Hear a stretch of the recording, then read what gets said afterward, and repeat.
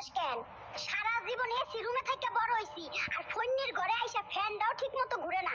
তুই এসি না কিনা পর্যন্ত আমি ফ্রিজের ভিতরেই থাকি। পুংটিটা তুই আজকেও খাইয়া ফেলাইলি। আমার পছন্দের জিনিস তুই ইচ্ছা করে খাইয়া ফেলাস। ম্যাডাম, বিল এসেছে 2 লক্ষ টাকা। সমস্যা নেই, এই নিন কার্ড। আমার এত বড় ক্ষতি করলি, তুই আমার কার্ড থেকে 2 লাখ টাকা মাইরা দিছিস। আজ এইটা কথা কইবি না। টাকা ব্যাংক দিছে, সেই টাকা দিয়ে আমি শপিং করছি। তুই ব্যাংক রে ধর। একটা চিকেন কেন আর একটা কি আনতে আনতেই খাইয়া ফেলাইছো? ওই একদম বাজে কথা কইবি না। আমার টাকা নেই, তাই একটা কিনছি, দুইজন ভাগ করে খামু। খাইলে খা, না খাইলে খাই।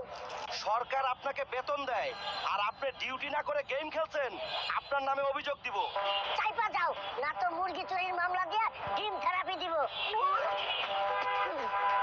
আছে, তাই একটা সিটি স্ক্যান করতে হবে। আমি একটা ডিসকাউন্ট দিচ্ছি।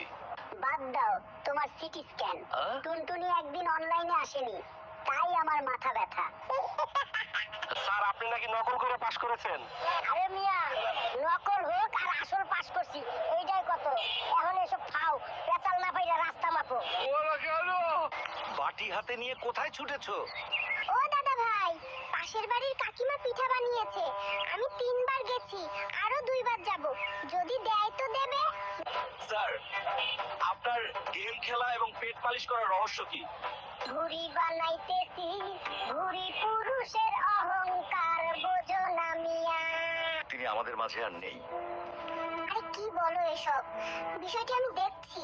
নানি, তোমাকে একটা কথা বলিনি? নানু তোমার ব্যাগ থেকে টাকা নিয়ে পাশের বাড়ির বুড়িকে উপহার দিয়েছে। এই দুষ্টু বুড়ো, তোর শয়তানি এখনো যায়নি। ডাক্তার সাহেব, ওষুধে কাজ হবে তো? অবশ্যই হবে, কিছুদিনের মধ্যেই ঠিক হয়ে যাবে। ওকে, তাহলে চললাম। আরে বিল না দিয়ে কই যাও? যেহেতু কিছুদিন পর সারবে, তাই কিছুদিন পরেই দিয়ে যাব। মিস্টার, আজও